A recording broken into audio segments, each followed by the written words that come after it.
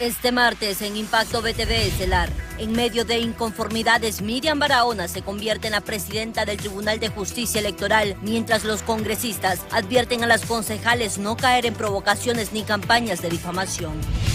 Además, de milagro se salvó un joven tras ser atacado y recibir una fuerte mordida de un tiburón en la bahía de Trujillo. Y los hondureños están a nada de pagar 25 lempiras por $1, situación que disparará el costo de los alimentos, bienes y servicios. Esto y más ahora en Impacto BTV Estelar, el poder de la noticia.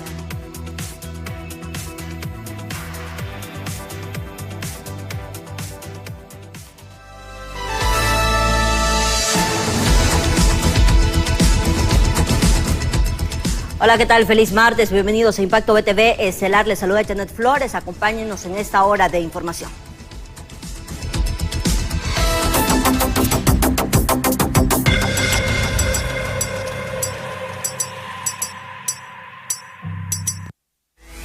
Y así arrancamos con las noticias, porque después de varios desacuerdos dentro del Tribunal de Justicia Electoral, finalmente ya se han logrado los mismos y se ha elegido a Miriam Barahona como la titular de este órgano electoral. De forma pública y con todos los medios a su alrededor, el Pleno de Magistrados del Tribunal de Justicia Electoral eligió con 2 votos a favor y 1 en contra a la abogada Miriam Barahona como presidenta de este ente político, tras ser cuestionada por el magistrado Mario Morazán por múltiples señalamientos e irregularidades durante su gestión en elecciones pasadas. Servidora para las elecciones primarias e internas 2025, el magistrado Flores Urrutia para las elecciones generales 2025 y así sucesivamente. Tiempo que su servidora ha administrado los bienes del Estado, nunca ha encontrado alguna responsabilidad ni la va a encontrar, eso se lo aseguro. Por su parte, el magistrado Mario Morazán sostiene la postura donde afirma que la gestión de Barahona presentó muchas irregularidades. Sin embargo, argumenta respetará la decisión que fue llevada a pleno, donde el Partido Nacional y Liberal estarán al frente de las elecciones primarias. Esta es una decisión por mayoría y evidentemente yo no estoy de acuerdo, pero la acepto, ¿verdad? Porque la institucionalidad señala cómo se elige. Aquí se ha electo y bueno, ahora de lo que se trata de aquí en adelante es que los 3 magistrados tenemos, a través de nuestras resoluciones y actuaciones, de demostrar legítimamente que somos independientes. La presidencia de este ente político no deberá primar más allá que del bien de la mayoría, señaló el magistrado Mario Flores tras la disputa que se ha generado en la investidura de quien presidirá el cargo. Es correcto. Y no es porque un magistrado que ostente la presidencia es que va a tener garantía a los demás partidos políticos de que solo ese presidente o ese magistrado es el que va a garantizarle a los partidos políticos en contienda en el caso cuando vengan aquí en apelación. Magistrado, yo respeto mucho. Según el análisis de expertos en materia jurídica, la decisión efectuada desde el Tribunal de Justicia Electoral se desarrolló en base a ley, respetando las decisiones de todos los miembros del Pleno, generando así una certidumbre democrática. Sin embargo, ante el indicio de actos irregulares, deben proceder las investigaciones. Del balance, ¿verdad?, que debe existir en ese tipo de decisiones, y pues ahora lo único que tiene que hacer es rectorar el proceso electoral y que se lleve a cabo de la forma más transparente posible. Entonces, en este sentido, ¿verdad?, son decisiones muy oportunas que se han tomado de tornarse a la presidencia. De cara a los próximos comicios electorales, todos los entes fiscalizadores ya han elegido a los titulares en la rotación de los cargos. Con imágenes de Luis Sosa, les informó Gabriela Plata. Mientras tanto, a criterio de analistas políticos, la pugna del poder en los órganos electorales por la presidencia es normal, así como el resultado de las alianzas entre partidos tradicionales. Bueno, todo partido de gobierno que gana debe tener en la presidencia a las personas que ellos consideren idóneas, oportunas y de confianza. En todos los procesos electorales así ha sido. Únicamente en este proceso electoral que va a celebrar ahorita no ha sido así de esa manera. Cuando ha gobernado el Partido Nacional es su gente la que dirige la presidencia. cuando ha gobernado el Partido Liberal es el Partido Liberal. En este caso lo que estamos viendo es una tendencia marcada, donde hay una unión de fuerzas entre el Partido Nacional y el Partido Liberal, donde consideramos que al final de las elecciones generales se va a terminar hundiendo para que venciera Libre. Eso en política es algo normal, siempre hay crispaciones a la hora de elegir autoridades, de ponerse de acuerdo. Esperamos que salva guardando la democracia y que estas personas mediante el diálogo se pongan de acuerdo y empiecen a trabajar por las elecciones, por el bien del pueblo hondureño, y que haya unas elecciones masivas, sanas, transparentes y muy concurridas.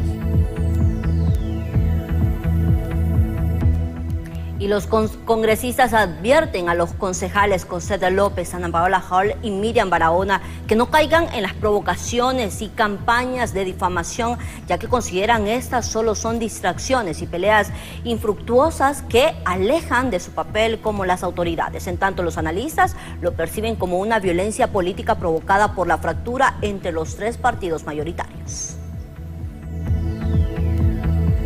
La congresista Maribel Espinosa recomienda a las tres concejales del Consejo Nacional Electoral y Tribunal de Justicia Electoral que no atiendan a las provocaciones, cuyo único objetivo es distraerlas de sus objetivos electorales por peleas judiciales y querellas políticas. Quiero advertirle al pueblo de Honduras que lo que estamos viendo es una estrategia de Libre para desestabilizar el proceso electoral.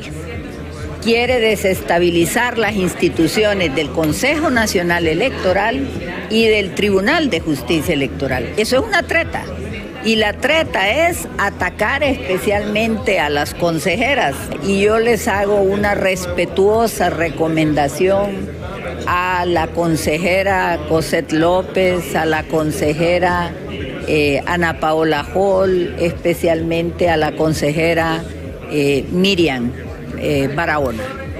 No caigan en el error y la treta. Para analistas, esto no es más que un ataque de violencia política contra las concejales, que a todas luces se veía venir luego de asumir estos cargos. Lo avisorábamos en virtud de que los tres partidos tradicionales ya obviamente tienen fracturas a lo interno, están generando polarización a lo interno, pero ahora ya vemos expresada esa polarización a nivel de su relación con el resto de los partidos políticos.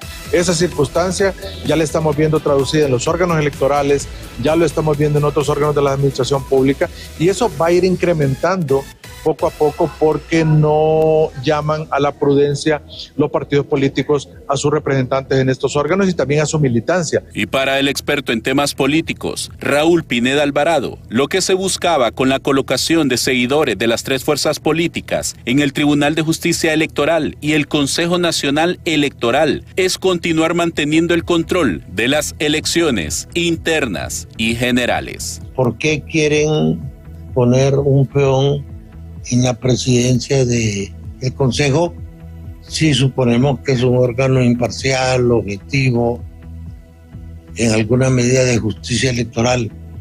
¿Por qué pelear por la presidencia? Pues simple y sencillamente porque se quiere seguir controlando y manipulando un proceso electoral que, aparte de ser el más caro de Centroamérica, es el menos confiable. Para estas personalidades, la prioridad de cada funcionario es y deberá ser la transparencia en los procesos electorales por venir y no el seguir una directriz de sus superiores políticos partidarios. Con cámaras de Jesús Sánchez, les informa César Euceda. Por otra parte, los entredichos entre los concejales Cosette López y Marlon Ochoa han despertado una ola de indignación entre los defensores de los derechos humanos y también los congresistas, ya que argumentan la violencia política continúa presente. Gabriela Plata con toda la información. El ambiente de tensión suscitado entre los concejales Cosette López y Marlon Ochoa por la titularidad del Consejo Nacional Electoral ha desplegado una ola de ataques a través de mensajes y amenazas difundidos, un hecho que López cataloga no tiene temor a cualquier tipo de ofensa. No soy temeraria, pero tampoco tengo miedo. Le voy a aplicar, como dicen ellos mismos en sus canciones, me tienen miedo porque no les tengo miedo. Creo que todos hemos sido testigos del tipo de violencia que hay, no tengo yo que manifestarlo, Creo que adentro era un tema de intimidación, pero hacia afuera hay una evidente orquestación de actividades que de hecho son constitutivas de delito. Por su parte, defensoras de los derechos de las mujeres argumentan no deben continuarse replicando acciones que inciten al odio y a su vez señalan la importancia de aprobar la ley de violencia política. Es urgente que puedan los diferentes, yo digo, operadores de justicia, investigar realmente de oficio y sancionar a los que ejercen violencia política. Pero también muy importante y urgente hacer un llamado a la Junta Directiva del Congreso Nacional para que pueda agendar la discusión y aprobación de la ley especial contra la violencia política hacia las mujeres, y realmente hacer un llamado a las autoridades en los partidos políticos. Para profesionales del derecho, la conflictividad generalizada en este ente político debe resolverse a lo interno, evitando las divisiones, ya que el diálogo es primordial ante las distintas posturas.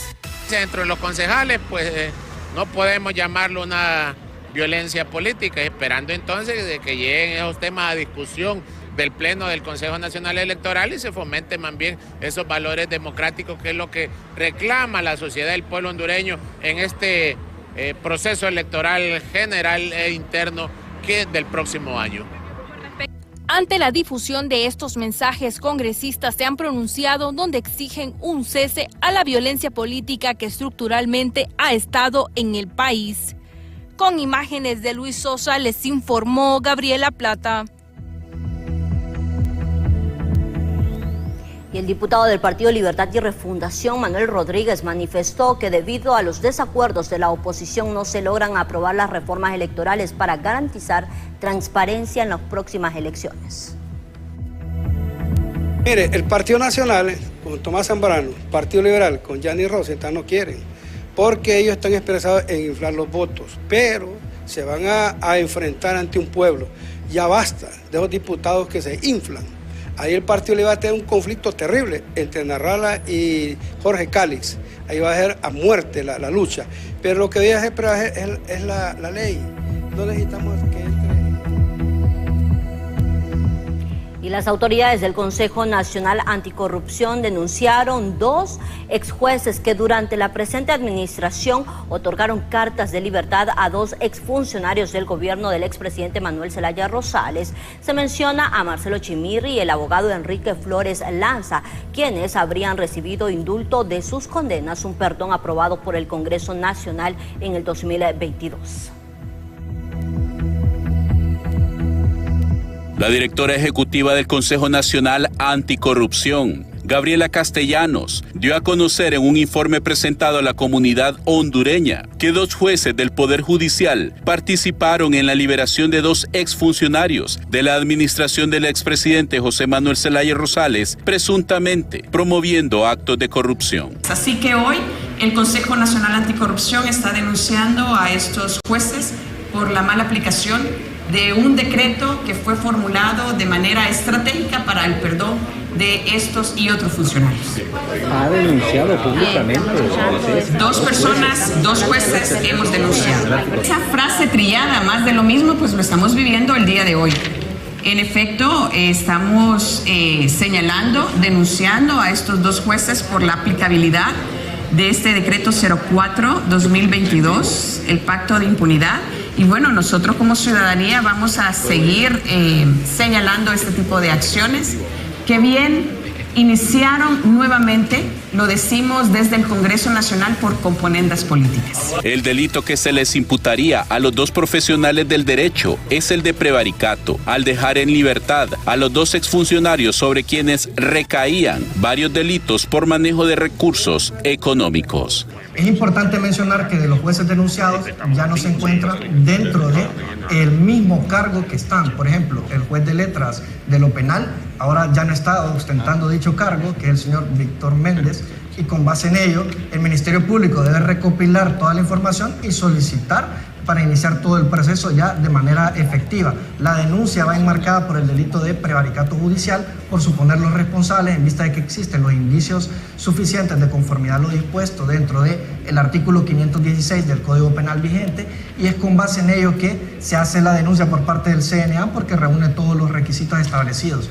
Los denunciados son la juez de ejecución, Alma Jacqueline Paz, y por otra parte el señor Víctor Méndez, que es el juez de letras de lo penal, en el momento que emitieron la resolución. Y las autoridades de esta entidad mencionaron que su objetivo es la lucha contra la corrupción, como lo han venido haciendo desde el 2012, cuando fue creada esta entidad, y no por un fin político. Con cámaras de Jesús Sánchez, les informa César Euceda. Bien, y justamente en este mismo tema, muchos analistas políticos están mencionando que se debe ya de anular esta amnistía para poder investigar con total libertad a estos exfuncionarios. Es así, Berenice Amaya, buenas noches.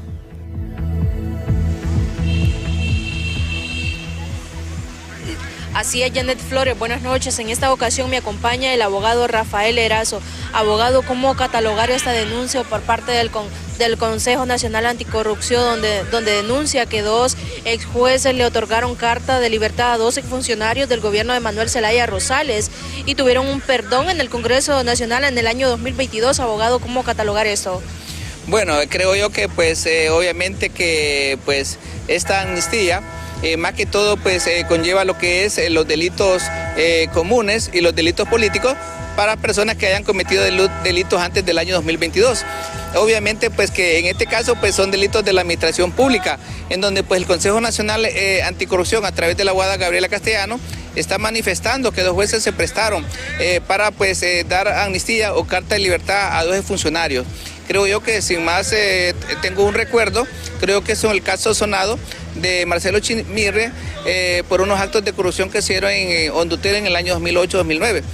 Y obviamente el abogado Flores Lanza, ¿verdad? Que también se dieron actos que se consideraron delitos en lo que es en el golpe de Estado, ¿verdad? Con unos dineros. Por lo tanto, eso ya queda a criterio de lo que es la legislación hondureña, si en efecto estos funcionarios o estos jueces cometieron prevaricato, favoreciendo en cuanto a estos actos que se cometieron en estos años por estos funcionarios. Abogado, ¿qué procede ahora después de esta denuncia del CNA? Bueno, recordemos que hay una amnistía, ¿verdad? Una amnistía política donde prácticamente todas estas personas, todos estos funcionarios, eso los avala para no ser perseguidos judicialmente. Hay que hacer una valoración si en efecto ellos cometieron estos actos de corrupción, ¿verdad? Lo único que quedaría es que se derogue esta amnistía para que se les aplique lo que es la ley en un momento dado. Después de eso ya queda en manos del Ministerio Público una investigación. Obviamente, el Ministerio Público es el ente encargado de hacer las investigaciones pertinentes cuando funcionarios de la administración pública cometan delitos o hayan cometido delitos en el pasado. Por lo tanto, creo yo que esa es la denuncia que está haciendo el Consejo Nacional Anticorrupción a través de la abogada Gabriela Castellano, ¿verdad? Obviamente que es el Ministerio Público el que se va a encargar, si en realidad estas personas cometieron esos delitos de corrupción o en su defecto serían absueltos, siempre y cuando no se consideren que estos delitos son de administración pública. Bien, muchas gracias. Hemos escuchado el análisis del abogado Rafael Erazo en torno a este caso que ha denunciado el Consejo Nacional Anticorrupción. Con esa información retornamos a Estudios Principales. Buenas noches.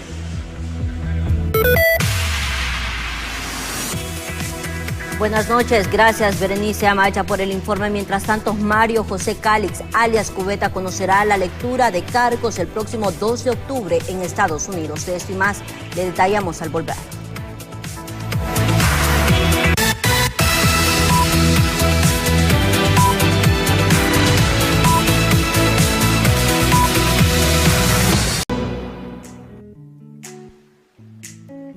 Gracias por continuar con Impacto BTV Estelar. En Unitec, la seguridad digital es nuestro compromiso. Contamos con la nueva maestría en ciberseguridad y 2 especialidades que te ayudarán con las habilidades necesarias para enfrentar los desafíos tecnológicos del futuro. Matrículate hoy en www.unitec.e.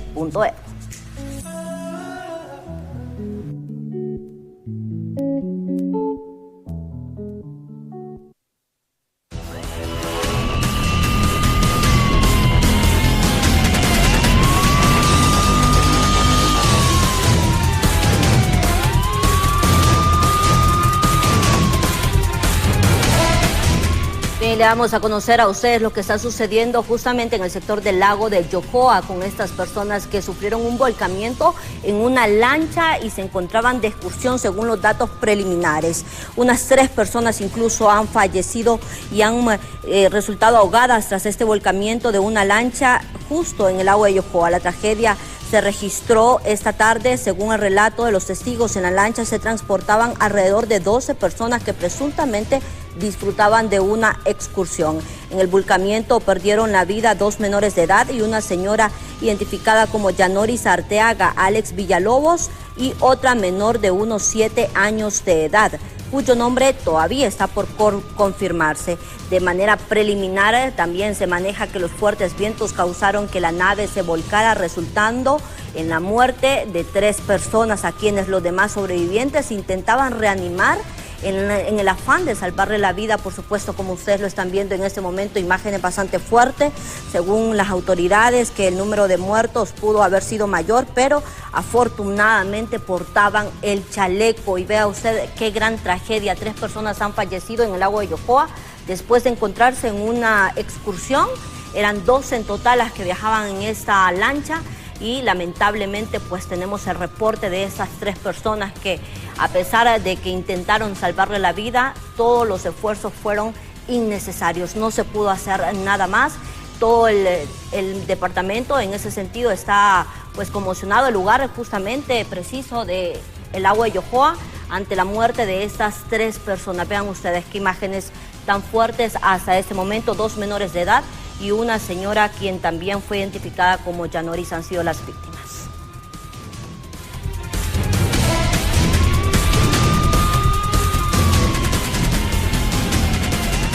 Con esta lamentable noticia vamos a dar paso también a otras informaciones. José Luis Castellanos, usted se encuentra en el Congreso Nacional.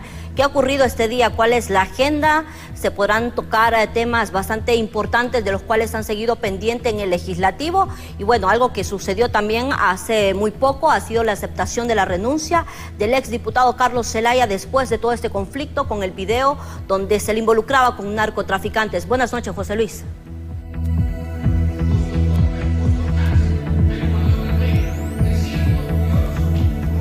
Muy buenas noches, licenciada Janet Flores. Buenas noches a los televidentes que nos sintonizan a esta hora. Tal y como lo apunta, bueno, ya ha dado inicio la sesión de este día acá en el Congreso Nacional, con correspondencia. De igual manera, la agenda algo floja le podríamos llamar, porque hasta el momento no se ha discutido ningún tema aquí en el Congreso Nacional. Únicamente se les ha estado dando la palabra a los diputados de las diferentes bancadas, pero entre los temas que mencionó, en efecto, ya fue presentada y aceptada la renuncia del ahora ex secretario y también ex diputado Carlos Zelaya. Para hablar sobre ello me encuentro con el diputado Eder Mejía del Partido Nacional.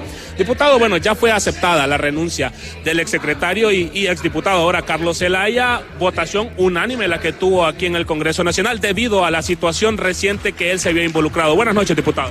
Bueno, sí, ustedes fueron testigos del momento en que fue leída lo que era la renuncia que envió el señor Carlos Zelaya y fue aceptada por unanimidad.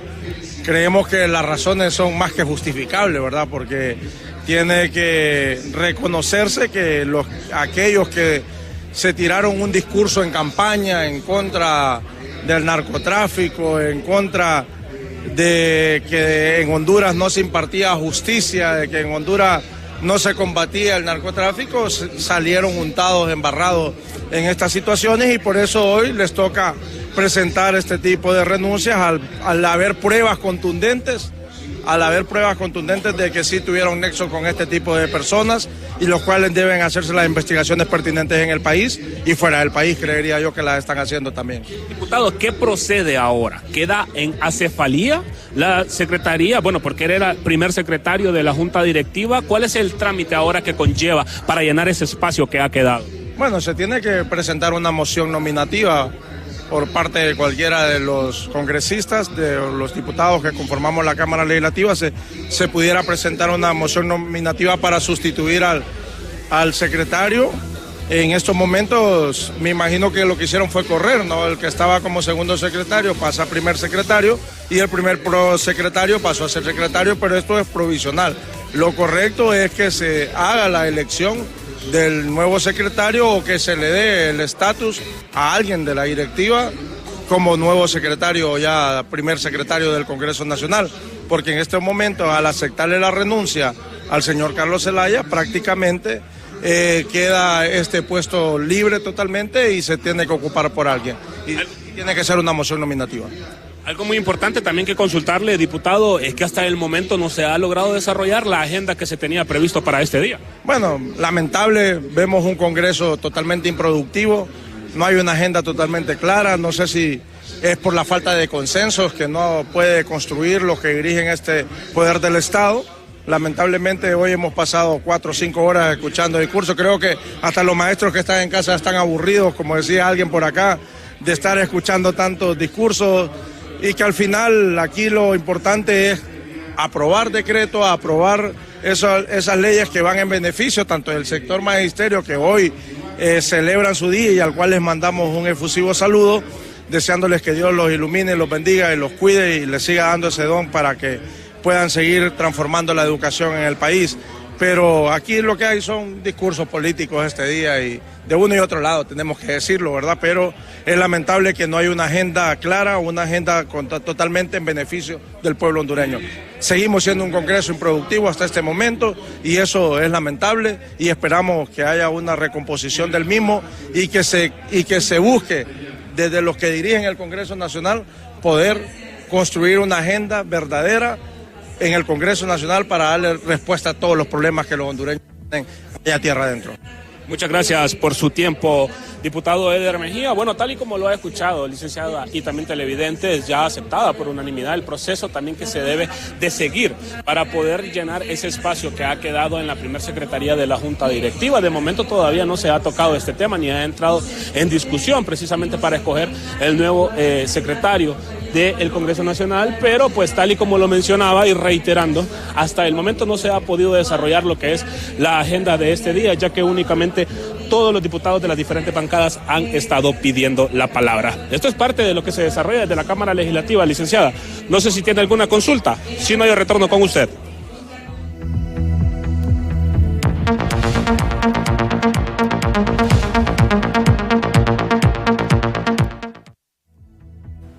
Bien, continuamos con otras noticias. Los economistas aseguran que al finalizar ese 2024 los hondureños podrían pagar más de 25 lempiras por $1, problema que representará un trancazo a su economía porque también encarecerá los costos de los alimentos, además de los bienes y servicios. La depreciación del lempira frente al dólar representa un duro golpe para el bolsillo de los hondureños, porque provoca que los precios de los alimentos y de los bienes y servicios se disparen. En lo que va de este año, nuestra moneda se ha devaluado 14 centavos. Esto debe ser un tema de mucho análisis, de mucho estudio, porque afecta directamente la calidad de vida de los ciudadanos. Estamos a 24.91. Si consideramos que comportamiento que ha tenido, es muy probable que a fin de año estemos muy probablemente superando los 25 lempiras por dólar, si consideramos la tendencia. Los economistas aseguran que la caída en las exportaciones y el incremento de las importaciones están presionando para que el lempira tenga una devaluación ligeramente rápida. Casi lo previsible, ¿no? Que lleguemos a 25 por $1 y probablemente más incluso. Pero repito, no es una devaluación sumamente fuerte. Hay que recordar que entre el 1995, que se instauró el sistema de adjudicación pública de divisas, ¿verdad?, que es el que está ahorita en boga, o el que está establecido por el Banco Central de Honduras, hasta el año 2018, 2019, las depreciaciones proyectadas en los programas monetarios del Banco Central rondaban entre el 4 y el 5%. Por su parte, el economista Martín Barahona asegura que la devaluación del lempira frente al dólar es una de las presiones que le ha hecho el Fondo Monetario Internacional a este gobierno. En realidad no hay nada nuevo en que el Fondo Monetario Internacional presiona a los diferentes gobiernos que ha tenido Honduras, incluido el actual, en el sentido de devaluar su moneda o de tener, como ellos le llaman muy eufemísticamente en todas las cartas de intenciones y en los memorandos de política económica, deslizamiento de la moneda, mejoramiento de la posición internacional en la competitividad de Honduras. Es decir, el término de evaluación nunca lo mencionan en ninguna de las cartas, y las conozco personalmente todas. Y obviamente para este gobierno esa es una presión permanente. Una mayor devaluación del empira frente al dólar provoca que los alimentos que son importados suban de precio, por lo que el impacto será muy fuerte, tomando en cuenta que en el país el 80% de los productos alimenticios, agrícolas e industrializados que consumen los hondureños son importados. En cámara, Walter Pérez les informó Luis Durón.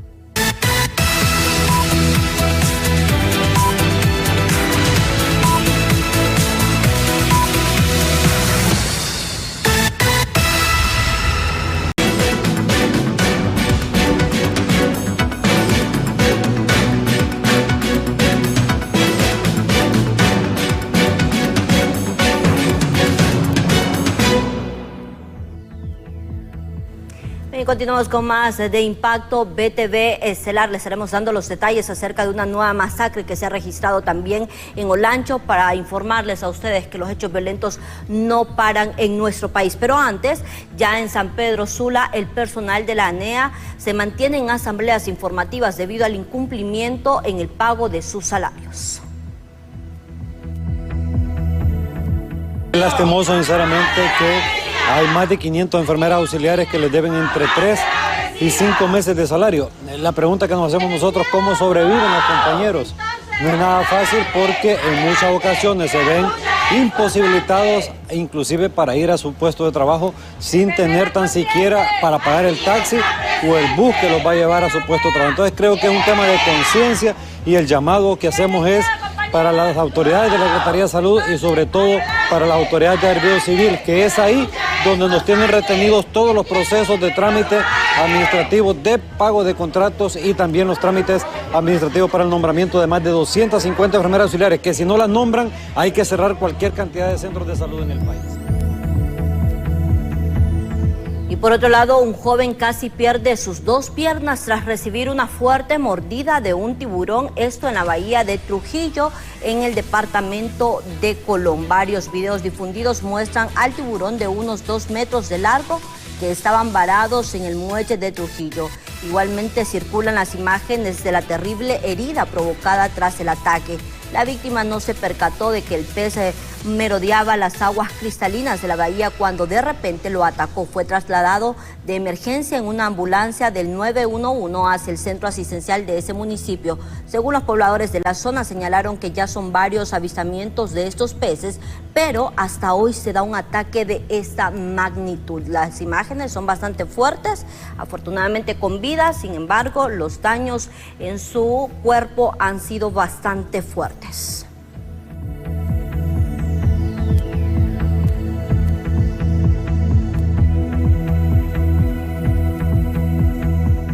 Y en otros temas, el precandidato presidencial del Partido Liberal de Honduras, Luis Zelaya, es del criterio que urge una depuración en las planillas para limpiar los procesos electorales de los aspirantes que vengan manchados de la corrupción y el narcotráfico, tal y como se ha visto con los miembros de la administración pasada y también de la actual. Todo aquel que ha sido mencionado en los juicios de Nueva York, todo aquel que haya videos, pues lo que procede es que depuremos las planillas. Yo presenté una moción al Partido Liberal, porque es lo que me corresponde como precandidato, de que los saquemos de las planillas, todos aquellos que estén en la lista Engels, mencionados en los juicios de Nueva York, o estén en procesos de investigación, o que hayan sido ya procesados y exconvictos. Pero no hay eco porque no hay interés. Simple y sencillamente, mientras nosotros como precandidatos no tengamos la voluntad y la valentía de sacarlos de las planillas, entonces quiere decir que sos cómplice, ¿no? Entonces no puedes venir y decir del diente al labio que no quieres la extradición, que no quieres, que vas a luchar contra el narcotráfico.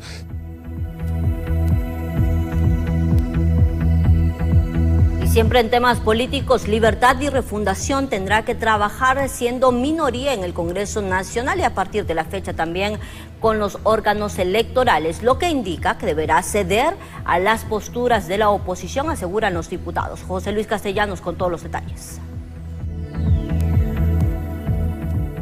Acuerdos y consensos ha existido entre el Partido Liberal y Nacional para poder hacer a un lado a Libertad y Refundación en los diferentes órganos electorales e incluso en el Congreso Nacional, ya que actualmente está prevaleciendo la oposición en los diferentes cargos. La democracia, lo que prevalece son los acuerdos y los consensos. Y hoy tenemos una muestra clara que tanto en el Consejo Nacional Electoral como en el Tribunal de Justicia Electoral prevaleció la democracia. Sin embargo, en el sistema socialista de Libertad y Refundación eso no se aplica y no se respeta, como vemos también en el Congreso Nacional trasladado. El Congreso es una ventana que muestra cómo actúa Libertad y Refundación en el resto de los órganos. Para Libertad y Refundación, la cuota de poder que se le brindó a la oposición fue aprovechado para utilizarse contra el gobierno y ahora Libre tendrá que resurgir para recuperar ese poder. La oposición es mayoría en el Congreso Nacional. La oposición es mayoría en el Consejo Nacional Electoral, en el Tribunal de Justicia Electoral. Es mayoría en la Corte Suprema de Justicia. Es mayoría porque el pueblo durante el proceso electoral del 2021 quiso darle una cuota de poder al Partido Nacional y al Partido Liberal.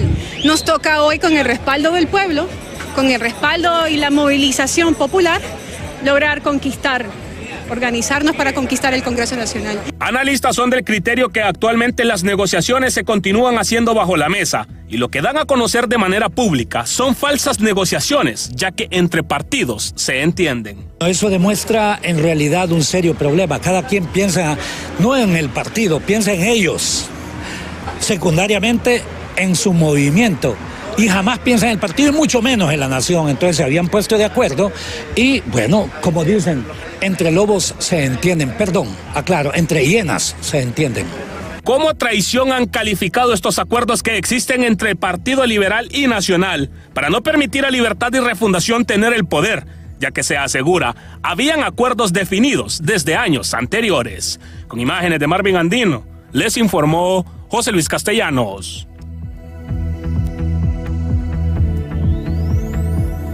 Y en otros temas, la exfiscal Nilia Ramos compareció ante la Agencia Técnica de Investigación Criminal tras su señalamiento que el expresidente Manuel Zelaya Rosales fue incluido en un expediente hace 15 años por sus presuntos vínculos con organizaciones criminales, por lo que su abogado Fernando González ha manifestado que se le debe brindar toda la seguridad necesaria, ya que su vida corre peligro. A que crea lo que después de haber vertido una opinión quizás un poco fuerte, pues viene la reacción por parte de la institucionalidad.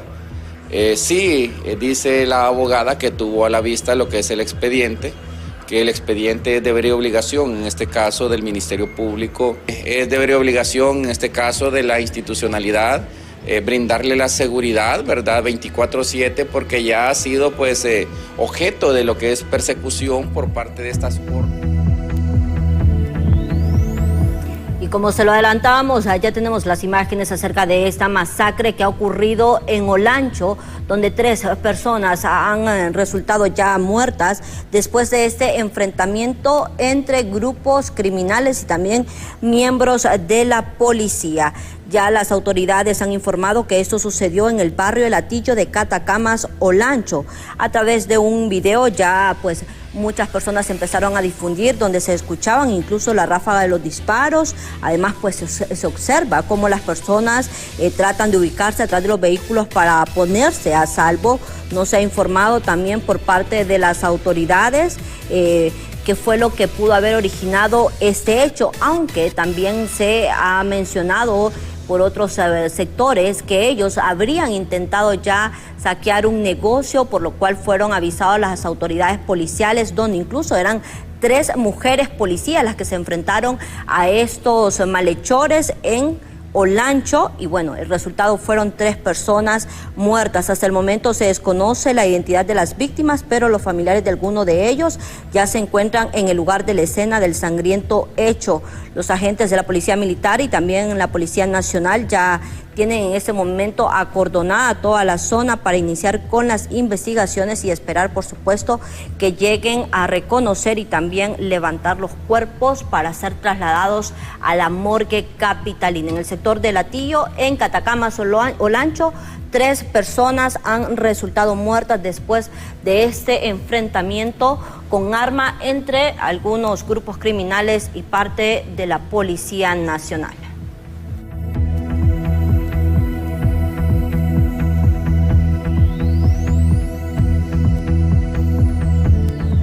Y por otro lado, el ex vicealcalde de la ciudad de Gracias, Mario José Calix Hernández, alias Cubetas, conocerá la lectura de cargos en su contra el próximo 12 de octubre. Así lo informó la Corte del Distrito Sur de Nueva York.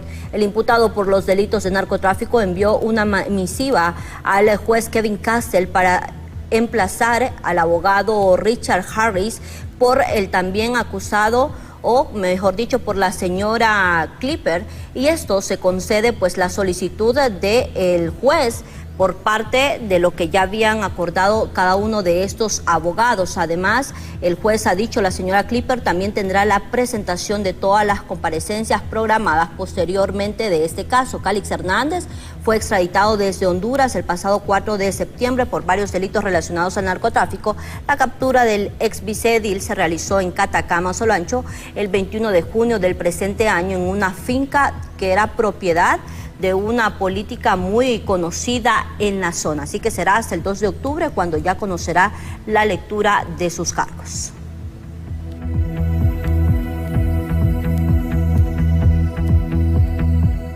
Y por otra parte, el juez de letras en audiencia de declaración de imputado también dictó medidas sustitutivas a la detención judicial que fuera el asesor del exministro de Gobernación, Leonel Ayala, en el caso de compra irregular de camiones de los bomberos. El imputado responde al nombre de Héctor Martín Cerrato Velázquez, acusado de la comisión del delito de estafa a título de cómplice.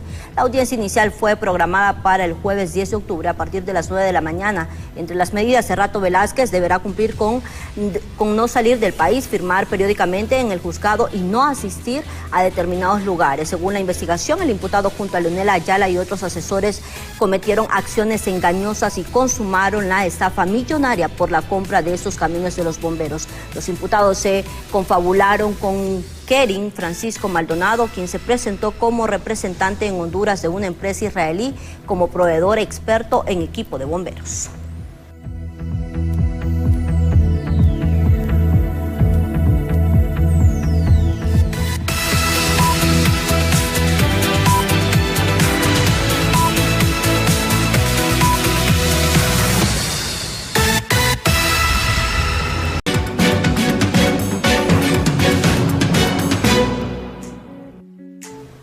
Continuamos con más. Interesado en defender el futuro digital, descubrí las opciones de posgrado en ciberseguridad de Unitec, ofreciendo una maestría y 2 especialidades diseñadas para formar expertos en protección digital. Conoce más en www.unitec.es. Vamos a cambiar de tema porque en los juzgados sanpedranos ha incrementado la judicialización de los casos por delitos sexuales, en su mayoría en perjuicio de menores de edad. Sin embargo, los organismos feministas señalan que existen muchos más que ni siquiera llegan a una denuncia y que permanecen en la sombra del silencio.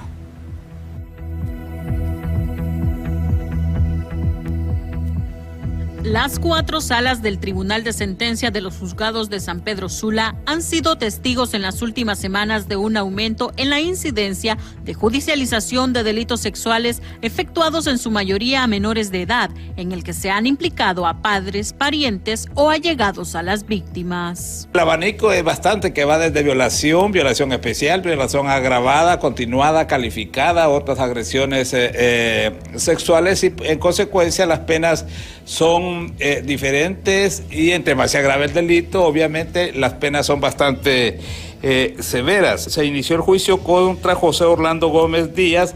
Este ciudadano está imputado de varios delitos sexuales como violación calificada agravada continuada en perjuicio de 3 niños. Este individuo en una aldea de Santa Cruz de Ellos prácticamente montaba orgías con niños varones. La violencia sexual hacia mujeres y niños en el país es una cruda realidad, señalan desde el Foro de Mujeres por la Vida, que además añaden que es el Estado el encargado de velar para generar políticas de prevención a tal atroces y aberrantes actos. Pero bueno, lo que nosotras siempre hemos hecho es un llamado a las instituciones del Estado para que genere políticas adecuadas a la prevención, ¿verdad?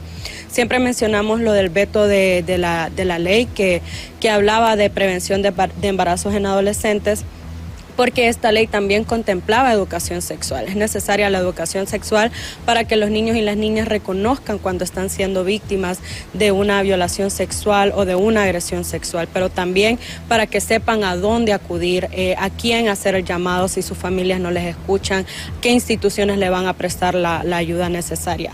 A pesar de los esfuerzos entre organizaciones de sociedad civil, cooperación internacional y entes de justicia hondureños, aún falta mucho por hacer para avanzar en la lucha contra la violencia sexual, teniendo en cuenta que hay muchos casos que ni siquiera son denunciados. Con imágenes de Rigoberto Escobar, les informó Cintia López. Y por otra parte, la pobreza, el desempleo y también la explotación sexual han desencadenado una ola de migración en el país, provocando el desaparecimiento de unos 600 migrantes hondureños en la ruta hacia los Estados Unidos. La crisis económica que tiene a Honduras obliga a migrar a más de 1,000 personas diariamente. Sin embargo, en la última década, 600 hondureños han desaparecido durante el trayecto migratorio. Muchas familias que no volvieron a saber nada de sus familiares, de sus parientes que tomaron la ruta migratoria, mucha gente que se quedó a vivir tal vez en México, en Guatemala, y que no logró avanzar en el camino de la ruta, y pues se han quedado por ahí, no han vuelto a comunicarse con sus familiares. Hay entonces más de 600 casos, estaríamos hablando de 600 familias que no han vuelto a saber nada de sus familiares, que con motivo de la ruta migratoria prácticamente se declaran desaparecidos. No sabemos si habrán fallecido algunos, si estarán vivos. Realmente es una tristeza que en el país no haya un mecanismo de poder verificar sobre la vida de estos seres humanos. Víctimas de la trata de personas han huido del país y podrían estar en la lista de personas desaparecidas. El tráfico ilícito de migrantes es un flagelo que vulnera los derechos de muchas víctimas sobrevivientes y es vinculante a la trata de personas cuando se dan desaparecidos muchos niños, niñas y adolescentes y que son captados por redes de trata de personas. Se está trabajando muchísimo en el trabajo de prevenir la explotación sexual, prevenir el tráfico ilícito de migrantes en la ruta migratoria. Expertos en materia de migración detallan que el desplazamiento de Honduras a tierras estadounidenses conlleva demasiados riesgos y la mayoría de migrantes muere por ahogamiento en el río Bravo o deshidratado en el desierto. Informó para ustedes Mariela Manzanares. Y por otra parte, cada 17 de septiembre en Honduras no solo celebramos a quienes enseñan, sino también a quienes forman sueños, moldean futuros y siembran conocimientos con dedicación inquebrantable. Los maestros, con su vocación incansable, iluminan el camino de las próximas generaciones, dejando una huella imborrable en cada alumno que pasa por sus aulas de clases. Cada 17 de septiembre se celebra en Honduras el Día del Maestro, una fecha para rendir homenaje a quienes dedican su vida a la noble tarea de educar. Queremos destacar el invaluable trabajo de los educadores, verdaderos pilares de la sociedad y agentes de cambio. Ellos no solo imparten conocimientos, además inspiran, motivan y guían a sus estudiantes a lo largo de sus vidas. Su labor va más allá del aula, son modelos a seguir porque dejan una huella imborrable en cada uno de los niños y jóvenes. Dentro del Colegio Central Vicente Cáceres, la directora Claudia Elvir ha transformado la vida de muchos de sus estudiantes y maestros con su enfoque innovador para la enseñanza a través de su experiencia. El mensaje más grande es el que ellos envían a cada uno de los estudiantes, porque es una carrera tan gratificante, es la única profesión que ayuda a formar al resto de las profesiones. Es tan inevitable sentir esa pasión cuando uno siente que tiene la vocación para enseñar Quiero mandarles un afectuoso saludo y decirles que el Instituto Central está muy orgulloso de todos los docentes que pertenecen a este colegio, que dan siempre el 100 por cada una de las actividades. El profesor Wilfredo Díaz ha dedicado 16 años a enseñar y él no solo se enfoca en los conceptos académicos, también busca herramientas distintas de cómo transmitir el mensaje orientado a cada generación, lo que permite que haya una mejor aceptación por parte de los estudiantes. El maestro viene a ser una especie de incentivo en cierta medida a todos los docentes, a todas aquellas personas que decidimos ejercer la labor docente, que es una labor bastante humana, ya que somos los responsables de contribuir en la transformación de la mente, la actuación y el futuro de los jóvenes en todos los países a nivel mundial. Motivarlos a seguir adelante y que la mayor recompensa es ver transformados estos jóvenes que un día estuvieron en las aulas y que nos están superando. Esa es una de las grandes motivaciones que debemos de tener como docentes, que no lo veamos desde el punto de vista económico, sino de la labor social que desempeñamos nosotros para toda la sociedad hondureña. El presidente del Instituto Central Vicente Cáceres, Diego Mendoza, es un alumno que está muy agradecido con sus maestros, sobre todo por los consejos en su vida cotidiana. Cuando hemos celebrado tal vez alguna actividad como del estudiante, que hemos visto que los maestros se han esforzado, han puesto de su parte, al igual que nosotros como alumnos, y hemos pasado una bonita experiencia entre todos nosotros. Yo me siento inspirado por ellos en diversas áreas, cuando yo los veo a ellos que también ponen de su parte al momento de venir cada mañana a clases, a levantarse temprano, igual que nosotros, y ellos prepararse para darnos una clase de manera excelente. Y muchas gracias por el esfuerzo que hacen por cada día de aguantarnos, de soportarnos todas las mañanas, porque sé que muchas veces como adolescentes y jóvenes podemos llegar a hacer eso un poco duros, un poco tediosos, pero que muchas gracias por siempre soportarnos, por todo lo que ellos hacen cada día. El Día del Maestro es una oportunidad para reflexionar sobre la importancia de estos profesionales en nuestras vidas. Su pasión, compromiso y dedicación merecen no solo un día de reconocimiento, sino un agradecimiento diario. A todos los maestros les decimos gracias por su labor inalcanzable y por ser los verdaderos arquitectos de nuestro futuro.